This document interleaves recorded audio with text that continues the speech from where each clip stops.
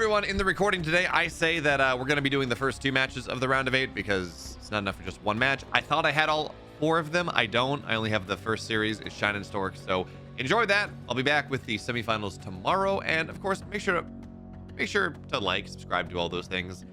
Really helps us out. Cheers. Hello, everyone. Welcome to round 1, or I guess the round of 8, but the first game of the round of 8. We're doing, of course, both series in the upper half of the quarterfinals today because I have access to the VODs. It's awesome. Now, unfortunately, as we get ourselves set up for this one, that should be 1080p. There we go. Unfortunately, as we get ourselves set up for this, this is with Korean audio, so I have muted the game. We do have some Stormgate music playing in the background. Unfortunately, this going to be doing the first 2 matches of the round of 8 today, the second 2 matches of the round of 8 tomorrow, semis, finals, as they happen, because these are best of 3s, and you know, honestly, 1 best of 3 isn't enough for a single video. Anyways, point being is that there will be no in-game audio for any of this, because then you just be fighting with the 3 Korean commentators and myself. And I know I personally, well, that just gets confusing.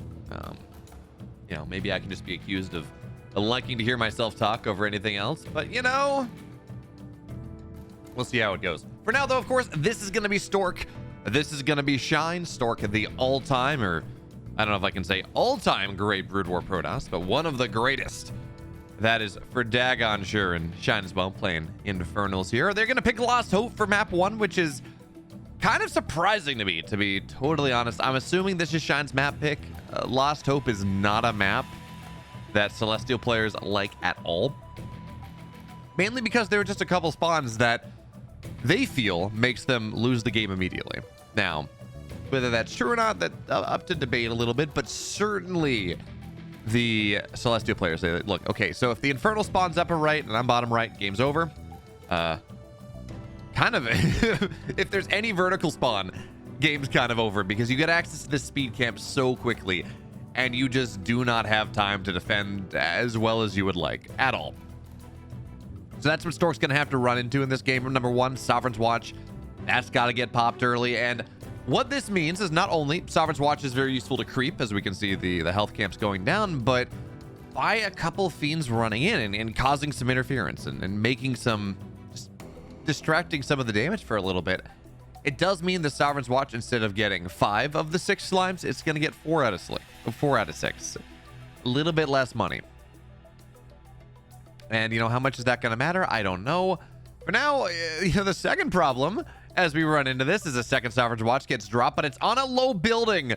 So it's just not going to get any damage done. And now it is a single Argent versus, well, a bunch of Gaunts, a Brute, very little power coming out of Stork as well. So he's negative 16 on power. No more top bar abilities. His production is slower to a qual. He's losing more power banks, and we talked about vertical spawns maybe being something where Celestial players cannot win. In this game, Stork could not win. And game 1 goes to Shine. So now that we've had that queso, maybe we should have some Hamon as well. I don't know. For now, though, game number 2 is getting started. Again, Stork versus Shine. If you forgot, I don't know how you could, because that game was just about 3 minutes. It was very, very short. But as we're moving into the second game, of course, this is Broken Crown. It's not Broken Crown Light. They're not playing on the Otosis map. Actually, I think when these games were played, the Broken Crown Light map had not seen the light of day just yet. So I don't know that it would have even... No, it was out. It was out. Okay. Because this is on the most recent 0.1.3 balance patch. So no, it was out. They were aware of it. And, you know, that's where we're going. So game 1 was was on Lost Hope. It had vertical spawns. The Celestial player died. Not exactly the goal, but...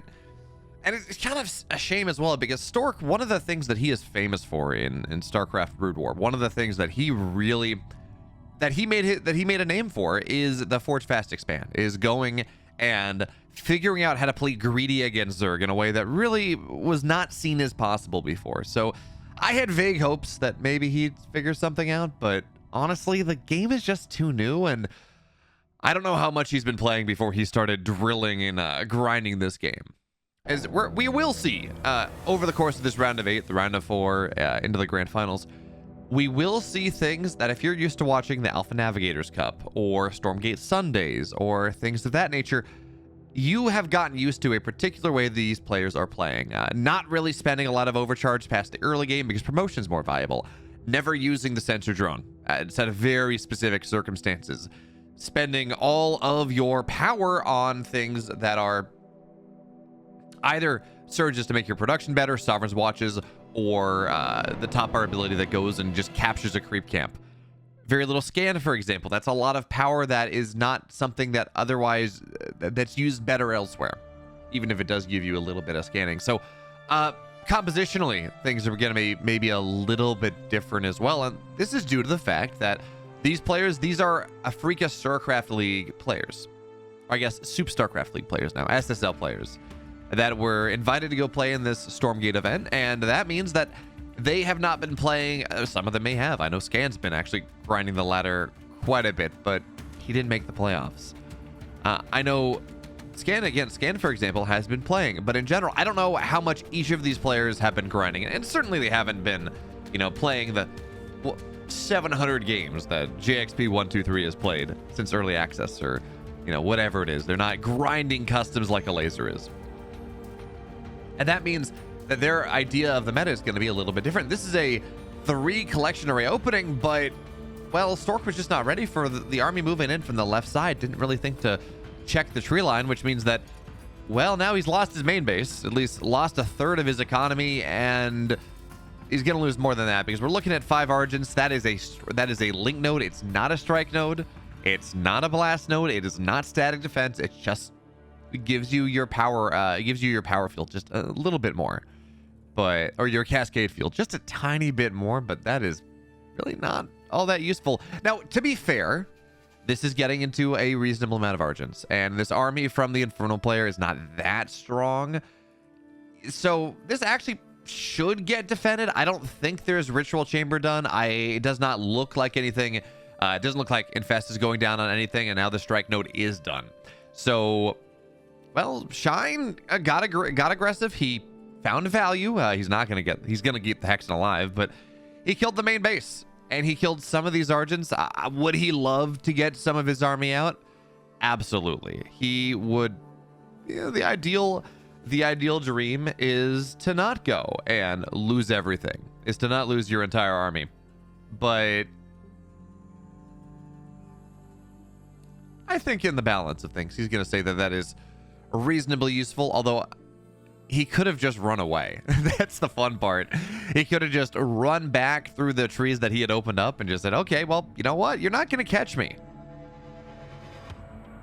But we'll see.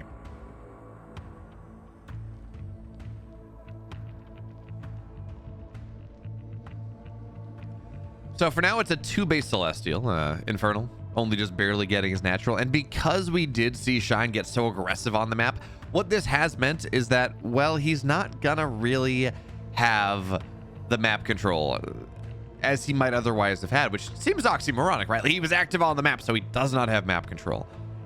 But that is really what we're looking at, right? Because he ran across the map so quickly, he did get his opponent's speed camp, and that was really about it. So yeah, the natural is much slower. The economy is not as fast as it would like to be, but he didn't really have a bunch of creep camps to reinforce that until right now. And now he's fine. And now also some Hellspawn resurgences go down. So he has the imp count that he needs as well. The economy is just a wee bit better. And then because this has happened, now you run back and you go get the rest of the camps that were previously uncontested. So the game goes on. We have Shine. He's got his 2 bases up and running. Greater Shrine just about done. I'm assuming Plague Axes will be done soon. And, well, we're going to see what he wants to do with this. And more importantly, how it is that Stork has decided to play this game. Because Stork, well, his economy's not in the best spot. He has not gone up to tier 2. He's only on the Arc ship. He's retaking that 3rd base. Building a lot of prisms. So remember, by the way, when we take a look at these collection arrays, one collection array is about what is it? It's 2/3 of a real base economy. It's only once you get to 4 prisms on top of that it starts to actually eclipse a little bit a standard one base economy, or a standard economy of a base, which does matter, you know, and that is important to point out. And Stork has, unlike a lot of Celestial players we see, has actually been building prisms, which I do like, actually. You know, there's some logic there because he lost his main base, so that's 350 Illuminite down the drain. That is a lot of economy that you maybe don't have access to.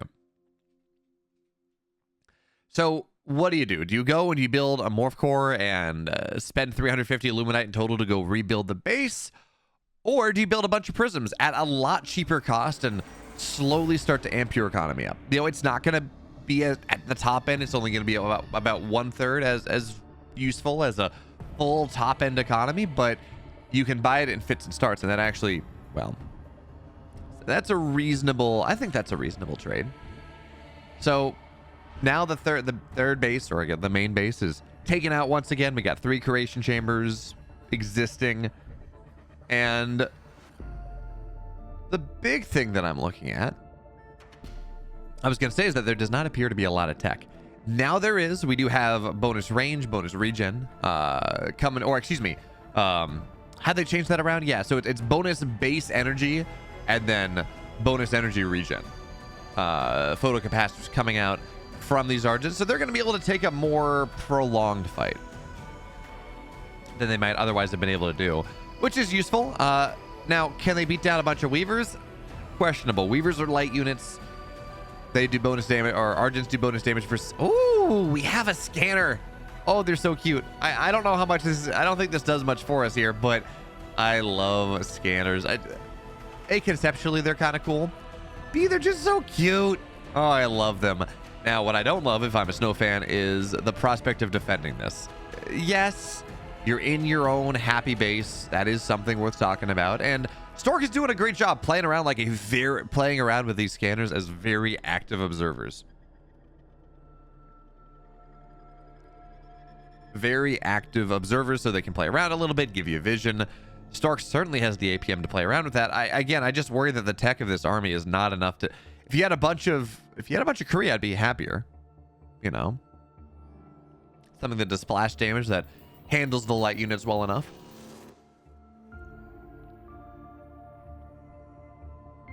But just a bunch of Argents into this. It really will have to be on the link nodes, and more importantly, on the blast nodes, that I don't really see this at the moment.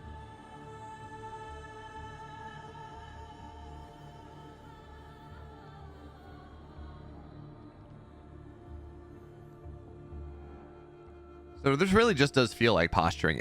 If you're an Infernal player, you absolutely have gone and you've lost a game that you feel like you should have won because you break yourself against static defense, and that doesn't really feel good. For now, though, the army is way exposed, and yes, there's a Purify going down, and that is annoying. One of these Weavers will get targeted, and unfortunately, the effigy gets killed before a second one can get made. So this is a good start. I would love to see some Hellborns, and not because Hellborn are this incredible unit, but the ability to do 90 damage to structures, to break down these power banks, to break down these strike nodes matters a lot, as Sovereign's Fury is doing so much damage.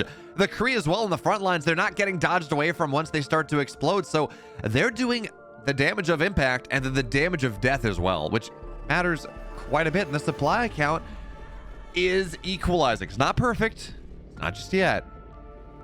The supply count is equaling just a little bit. We got, well, a Legion Hull's done. Maybe you go in and you add some Animancers later on. But we are seeing, of course, the power of the Weavers as well, as they just lash a bunch of units forward. Still plenty of Gaunts here, applying Infest across the entire army. And playing in this, playing in this healing zone is so useful. 4 HP regen per second matters quite a bit.